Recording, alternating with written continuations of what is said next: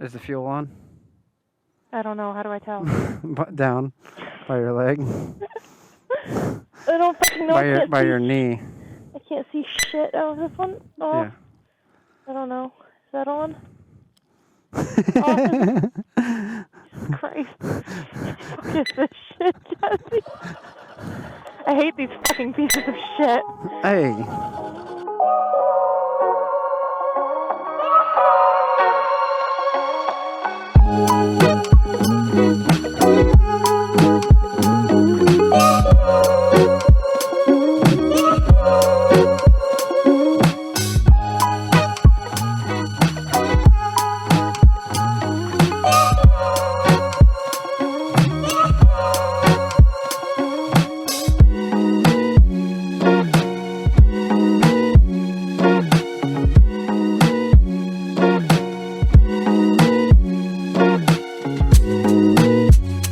But look, fuel injection. Fuck off. Why weren't we recording that? Yeah, I was recording okay, all that. Good. Great. Glad you have video of me not knowing how to use a fucking bike. To the adventure, on the adventure, and the... Hold on, I'm trying not to stall out. Yellow banana. Fucking banana. I forget what he calls that bike. I don't know, it's a goddamn banana. It's been a minute since you've been on a KLR. Jesus, yep, I like it about as much as I did the first time I rode it. Yeah, you're not a KLR fan. Nope. I think they're dookie. Much prefer my Tiger, which has to go to the shop, by the way, please. Alright, 2022 KLR650 versus 2013 KLR650. Another stolen motorcycle. I stole another bike. I think technically I stole it. Yeah, you did steal it this time. So that one is considerably faster than this one right now, because that one has the jets and all that stuff. And I'm in a stolen helmet setup right now as well. Grey Thor's Rage, whose bike the yellow Kawasaki is, he's let me try out his Senna Evo 10C, whatever. I don't know. It's a Senna. It has a camera on it, so we're just giving it a shot. This 2013 KLR650, it does have quite a few mods to it. The carburetor's carbureted. Oh my goodness, I can't talk again. The carburetor's carbureted? The carburetor is jetted. Oh, okay. That's good. So glad to know that. We jetted it. It has an exhaust. It has lowering links. It has a bunch of stuff to make the bike a little bit better for Grey Thor. It does have a steering dampener on it. Because when I rode that bike back from where he had bought it, it had that really bad shake on the highway at highway speeds. So we put that on there. And he's been riding that thing around for a couple years now, and he loves that thing. And then I bought my 2016 second gen, and then I upgraded from the 16 to this.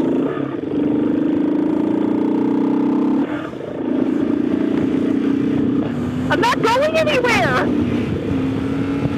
Yeah, it's not as quick as your Tiger. Or the V-Strom! Well, the V-Strom too, yeah. I'm spoiled. Yeah. And I just stalled. Hold on, I'm coming.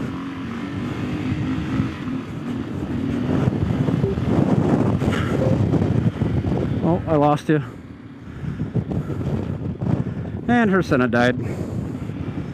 Well, her Senna died, so it's up to me to finish the vlog.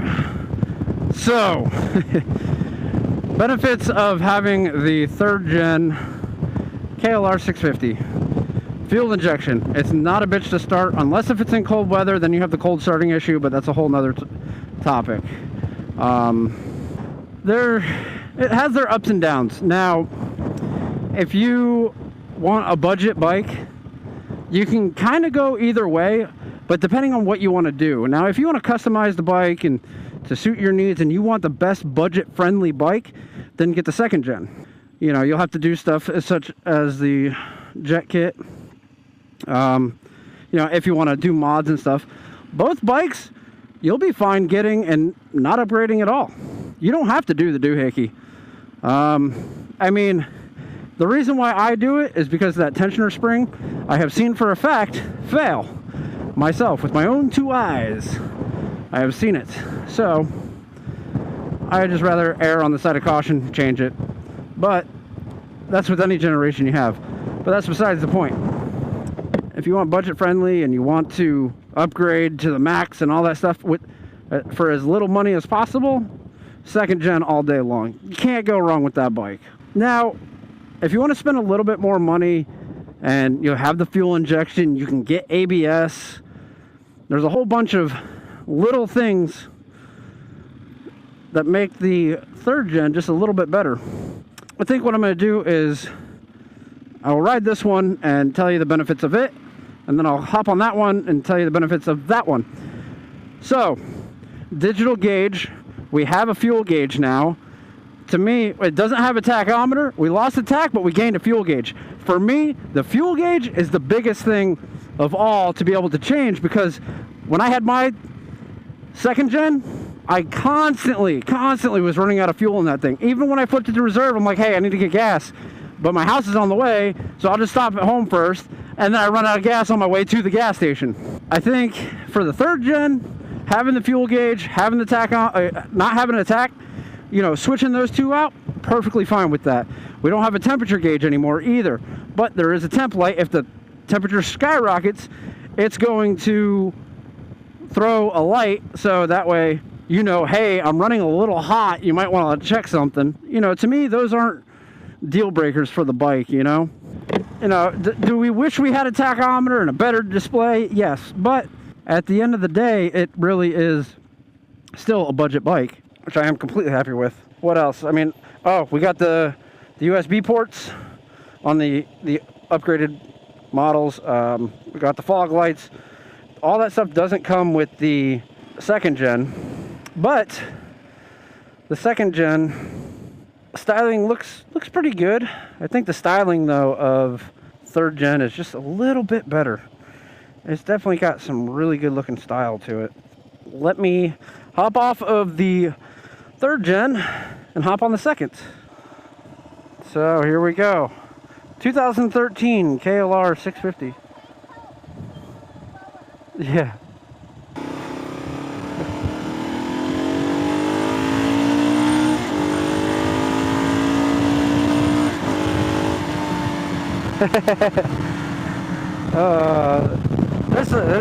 This thing with the carburetor jet, singular jet. I think we changed just the main jet.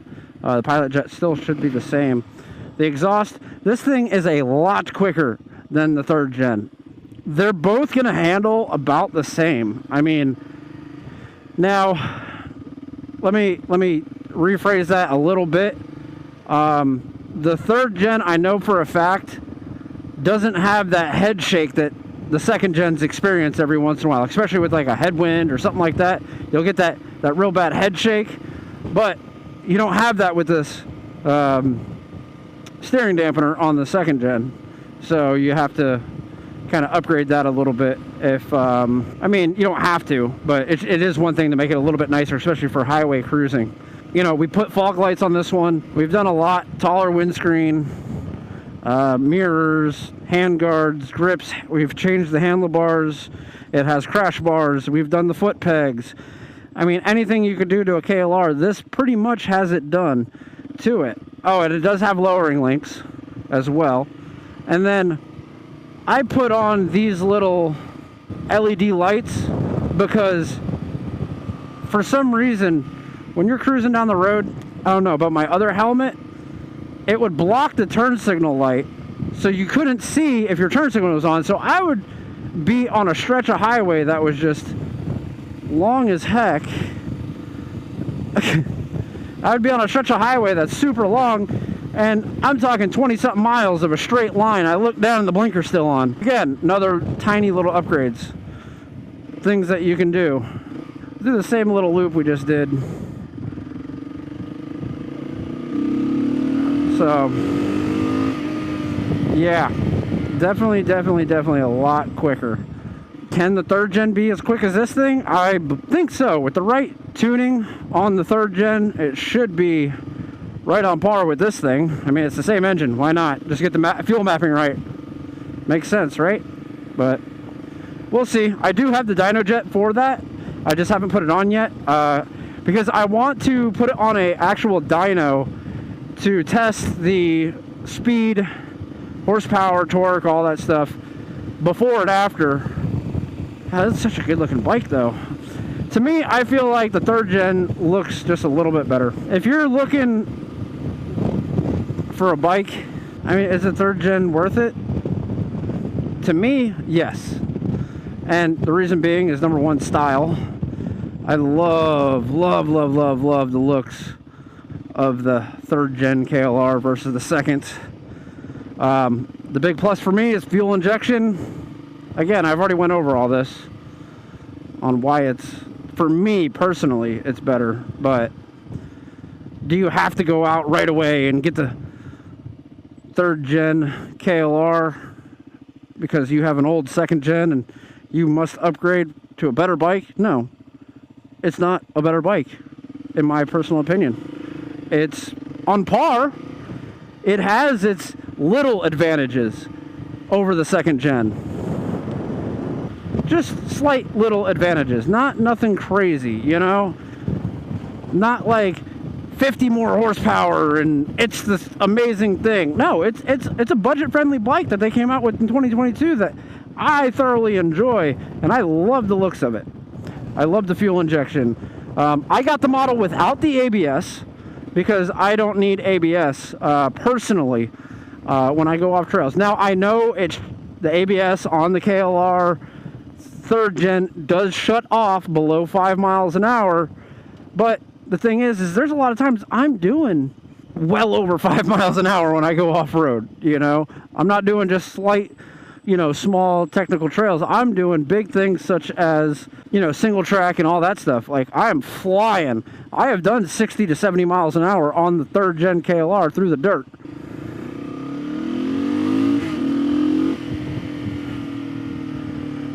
Yeah, what a peppy little bike though.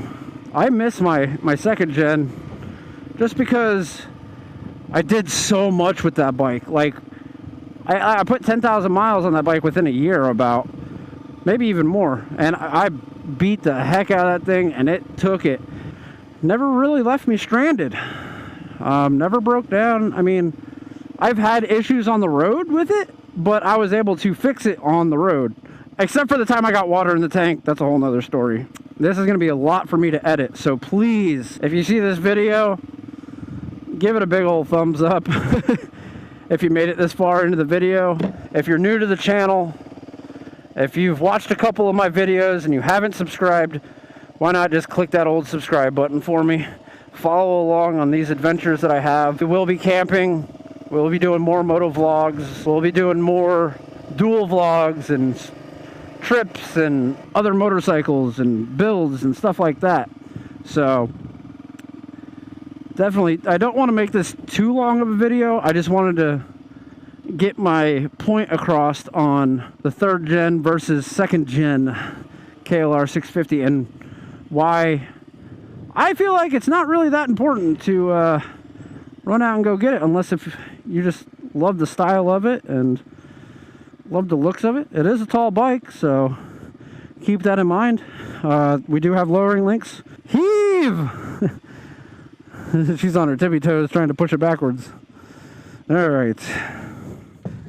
Oh, and another thing is the kickstand on the 3rd gen is definitely a lot shorter too, because it leans much more. Get some pictures of these two together for the thumbnail. Yeah. So what do you think? I don't like either of them, but I like this one better. You do like the 3rd gen better? Better. That, yeah. I don't like it. It's sketchy as shit. But I like it better. What makes it... This is done better. I know. Okay. What makes it what? Better. Feels like it's like on its last leg. Really? Yeah. This one, like, it was smoother. And like kicking up through the gears was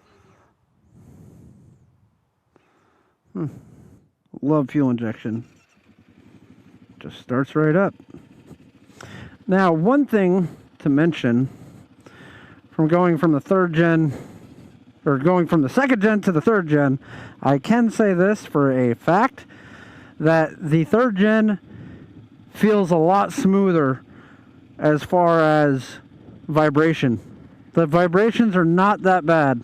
So the vibrations from the second gen to the third gen, a whole world of a difference.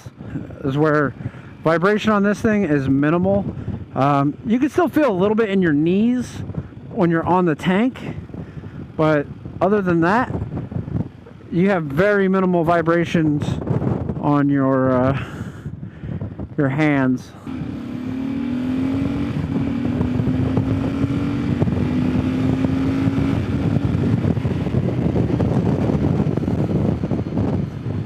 Yep, the third gen definitely not as quick as the second gen with an exhaust and a jet kit.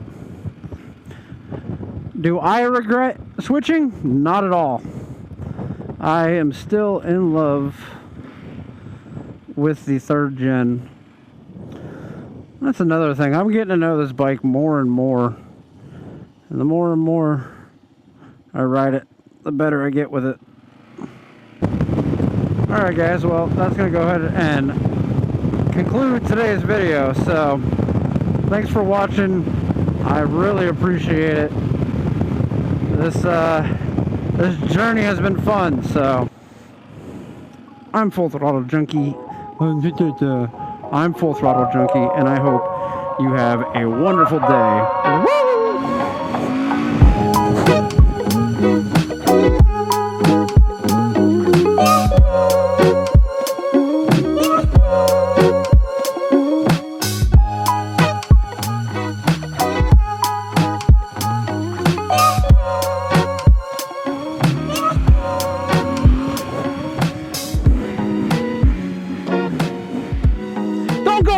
No! No! Get out of my garage! Out of my garage!